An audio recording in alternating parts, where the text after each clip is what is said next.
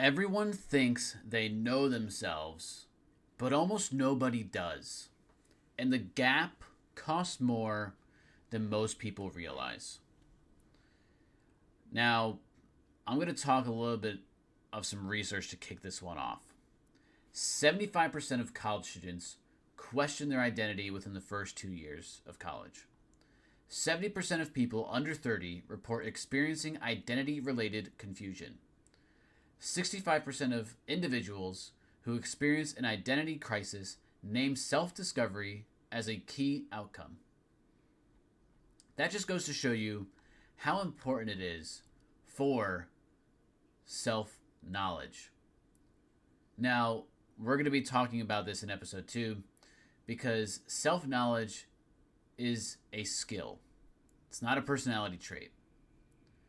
So, we are going to reframe self knowledge and we're going to try to figure out who you are as I fix my hair here. But we're going to try to figure out who you are over time. We're not going to do that in this episode today, but if you are interested in discovering yourself, you can do that through the Kaizen sprint, and I'll have the interest form in the description. The self-knowledge gap. Now, most people can describe their job, their habits, their preferences. If I were to ask you to answer in the comments, what's your favorite food? You can easily say what your favorite food is. Steak, cauliflower wings, cheeseburgers, French fries. You can answer that. If I were to ask you what your habit is, you might say, I wake up every day at 6 a.m. I always brush my teeth in this certain way every time. I always have this morning routine. You know those things. And you might think that knowing those things means that you know yourself, but you don't. You can say what your job is. That's easy. Oh, I stock shelves at Home Depot. I am a cashier at McDonald's. I am a data analyst. I am the CEO of this company. You can answer all those things very easily. But that's all on the surface. We need to go much deeper than that. Very few people can actually describe how they're wired. What makes you tick? What makes you wake up in the morning? Very few people can describe what drives them, what derails them, what they're genuinely afraid of versus what they have convinced themselves that they want. And this is not an unusual gap. This is the norm. When I started my college career, I had no idea what I wanted to do. I talked about this a little bit in the first episode, I think, or maybe I'm just thinking about when I was talking to somebody. I went to college initially for marine affairs. I picked that major because I was like, oh, I own fish. I'm a fish hobbyist. That's like the ocean is my fish tank, and I'm going to care for all the fish out there. I believe I did talk about this in the first episode. Now, I didn't know who I was, and I learned very quickly that, well, I did know that science and math were not my thing.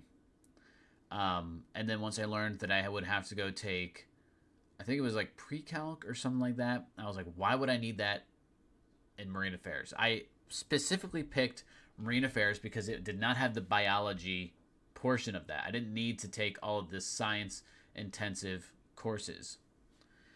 That's why I picked it. And I didn't know myself well enough to step away from that, to pick something else. I ended up going into hospitality, and then I was like, you know what? This got me a cool award. I got a cool award. I was, what does that say? Outstanding New Student Award. I guess I was liked. And I didn't even know I got it. It was just given to me one day randomly. I didn't go accept my little plaque, on a stage or something. But I quickly just realized hospitality just meant working in hotels, didn't utilize my creativity. And then that's when I went into marketing to really utilize creativity. That's when I actually had some ounce of self knowledge of like, hey, I actually have this thing that I've been good at. Why didn't I go and do it? I robbed myself of a year of college, um, trying to figure that out. And most people are, take that and double it. 2 years spent trying to figure out what they want to do and who they are. And it's okay. You can leave college in a degree that you don't want to do. You have more time than you think. A lot more time. And you can take that time to learn yourself and achieve your dreams. I think I saw a post on LinkedIn by Gary Vee talking about how KFC became a franchise when Colonel Sanders was like 64. If you're sitting here and you're my age, 26, or you're 23, and you're like, man, I don't have it figured out. I'm never going to be successful. KFC franchised at 64 for Colonel Sanders. Damn, if you thought, man, if he did not believe in himself and, thought he was too old, it's just wrong. You can achieve your dreams when it's right for you. There's no timeline. It's your timeline. And your timeline is only defined by you. And sometimes it has to be a flexible timeline. I gave myself 2 years to pivot out of the job that I had started in, my big boy job. Gave myself 2 years to try to pivot out of that. And I worked hard to get out of that. And I made sure that when I left that job, I made sure my connections were still there just in case I needed it. Just in case I had to go back, that they would take me back. So you need to make sure that when you leave a place, that you don't burn the bridges. That you leave those bridges intact because you might need to cross them again. It's always important to make sure that you maintain that network. And all these things I'm saying in hindsight, but I had the foresight and enough of that self-knowledge of myself to know it's important to maintain the connections in the network. Mostly because I had great professors around me to help with that. So I'm going to talk about self-image versus self-knowledge because the difference between these two are significant, but they go hand in hand. So self-knowledge is the story you tell, self-image is the story you tell. Self-knowledge is what is true underneath that image. Now, most of us right now will just be performative, right? And I think most people, they spend the most time in the gap between self-image and self-knowledge. So this is performing a version of themselves that they assembled before they had enough information to know who they actually were. Most people are in that. The successful people live in the self-knowledge area. They have figured out who they are. They have that quiet confidence about them, and that they know that having that self-knowledge is one of the keys to success. Because when you have the self-knowledge, it becomes a shadow, right? Think of a shadow on a sunny day. You know it's there. You know you produce a shadow, but you never really pay attention to it. You just know it's there. It follows you around all the time when the sun is up. It's there, but you never really pay attention to it. That is the same thing about self-knowledge. Self-knowledge, once you develop it, will always be there. And it'll follow you around. It'll actually create a quiet confidence that you can walk about life with. And people will see it. When people ask you questions and they talk and you're just able to riff, they'll know, like, wow, that guy has it put together. Or that girl has it put together. And that's what self-knowledge gives you. That quiet confidence, that shadow that you need. The self-image portion of that, where most people are, is that you've probably put together an image that, and I think this is what we establish, I feel like, in middle high school. Kind of when you're like in that puberty phase and you're figuring out who you are. how you want people to perceive you. This is when cliques form. I remember back in middle school. Ugh, awful. Not an awful time period for me, but just awful to see the way that people like how these communities form, right? And there was the solid group of popular kids. And I think this is that cliche where it's like everybody wants to be the popular kid. Everybody. And you have to be good looking.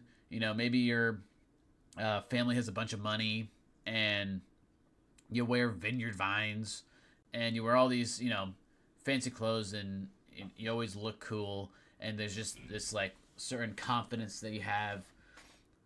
And like that was that popular clique. And then you had the nerds like me. I was probably defined as a nerd. Um, but I had some friends that were in that popular group, right? I was extroverted enough to hang, um, but that really wasn't my scene. I was the kid that sat at the peanut allergy table because I had a friend that had a peanut allergy, and I would bring lunch without any peanuts in it so that he was all right and had somebody to sit with him. Like that's what I was doing. Um, and the peanut allergy table was comprised of like me, my friend, and like maybe one or two other people. And I was like, he would not be able to sit with any of his other friends because of that allergy. And that was what I wanted to do. And throughout middle school, I played Dungeons and Dragons. I played video games. I wasn't a jock or anything. I didn't play any sports. Um, and I was also a bigger kid, so like take with that what you will, um, if that's the saying. But I was really just not a nobody. Like like I said, one of my really close friends in middle school, he was that like great looking guy. He was that athlete. So he was able to mesh between the two groups. Um, and then in high school, I decided, you know what, I'm done with these people. I want to go to a different high school. Um, and that high school was great. It was. I don't know how it is now, but it was I got a STEM high school degree, so that helped me later on in life. And then I also just met a bunch of different people, and I decided, I'm gonna restart. This is my restart. This is my self-image restart. I no longer had the safe group of people that I grew up with in elementary school and middle school. And I decided to do that completely different in high school. And in high school, I became somebody that could talk to anybody. There really were no cliques in high school. I had a bunch of friends. Granted, those friendships deteriorated over time, up until we started college. Now I do still talk to some of the people from high school. I love some of the closer people I still talk to now.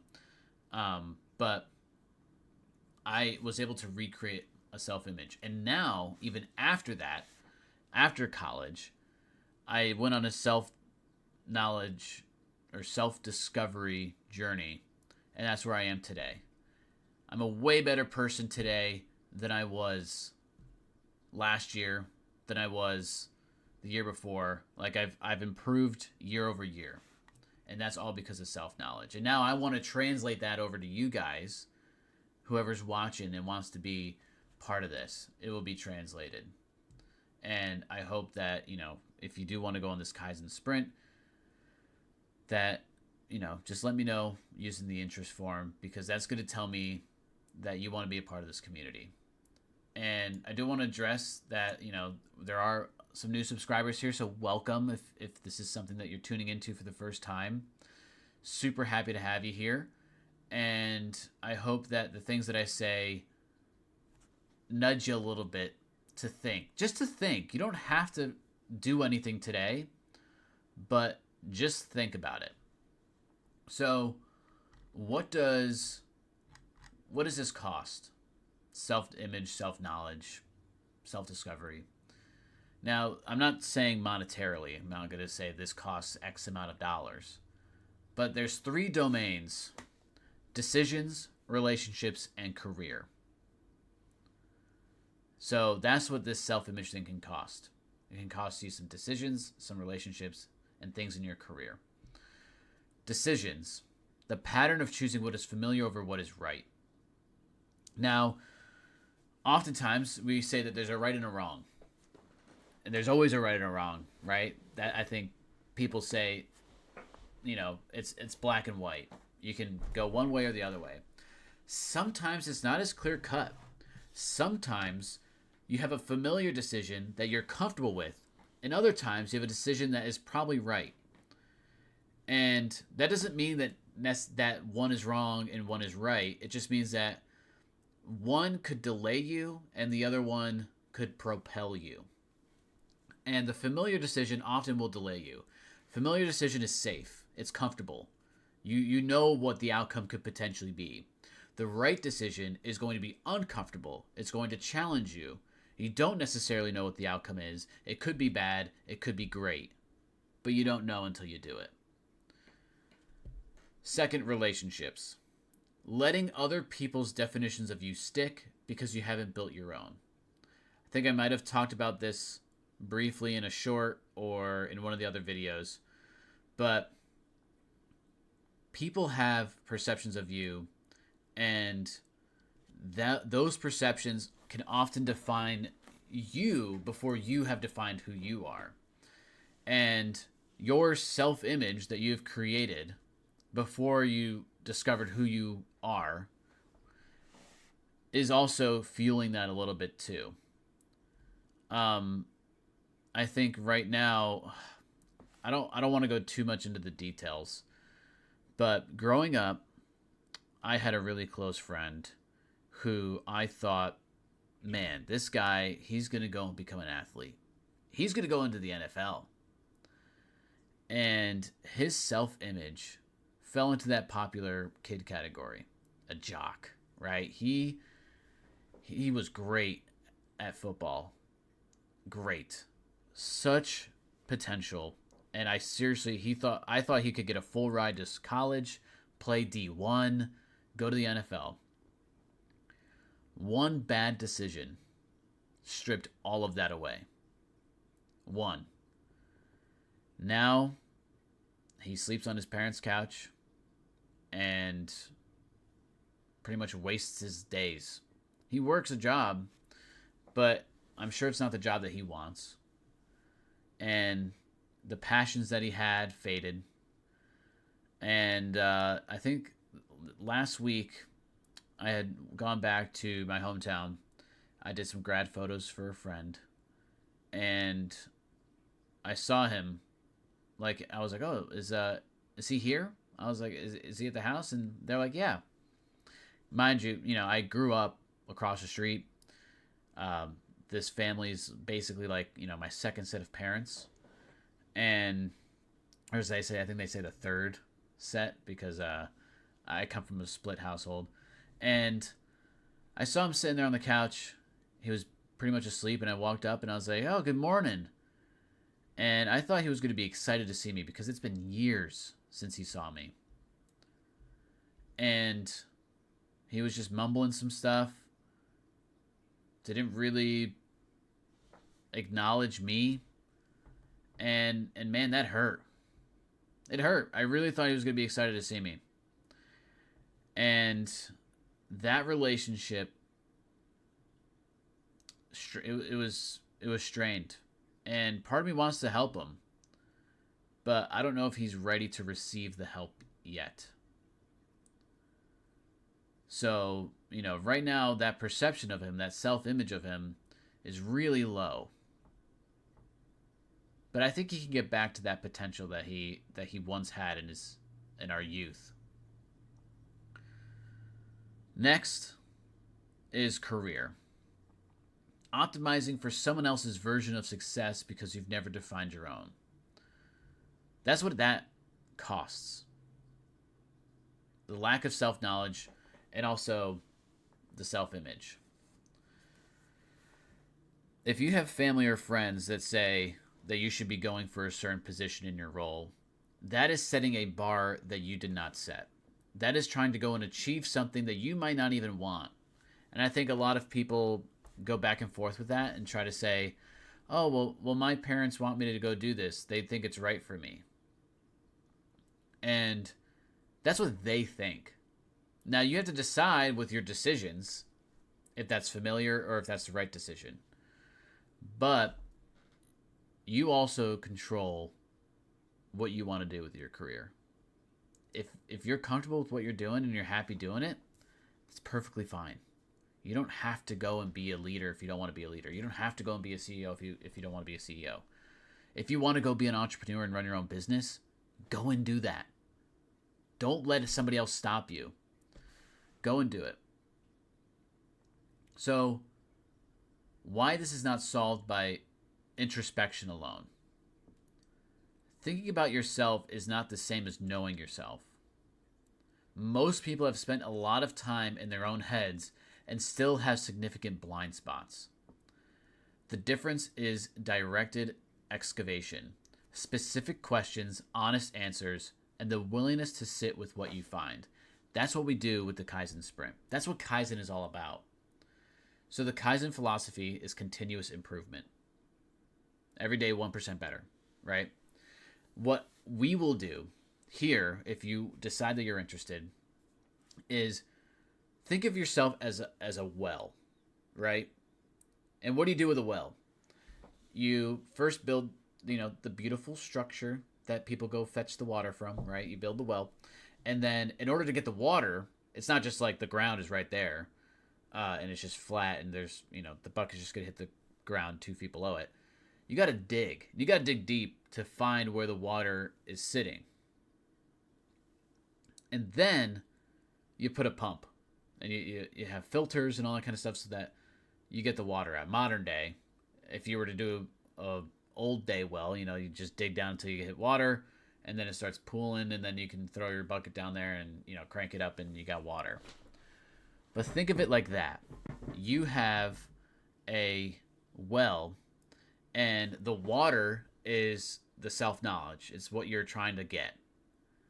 And the work that you're going to do to get to that self-knowledge is you're going to dig all the way down until you hit it. And when you hit it, you're not done yet. When you hit it, you're going to set up that pump and you're going to set up your filters and you're going to extract that self-knowledge out through those filters, refining it until you get the pure water, until you get that pure self-knowledge. So that's what the Kaizen sprint is going to do. There's a couple different phases, and then you're gonna excavate, and then we use the Socratic method. The Socratic method is the pump. I am not going to tell you who you are. We're going to extract that out of you. I cannot tell you who you are. You have to do the work in order to get to that. So that is what we're going to do. Exactly that. I love the well method. I just came up with it right now. I hope that is an original thought and not something that I subconsciously made by saying other things out there. So this, I want you to think about something, and this will be the closing question, but I also want to talk about the Kaizen connection a little more. So the question I have for you, the closing question is, when was the last time you genuinely surprised yourself?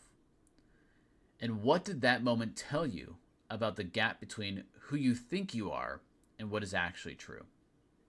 You just write that down. You don't need to share it. If you want to share it in a comment, you can. That's perfectly fine, and we can engage. But that's the question I want you to think about. When was the last time you genuinely surprised yourself? And what did that moment tell you about the gap between who you think you are and what is actually true?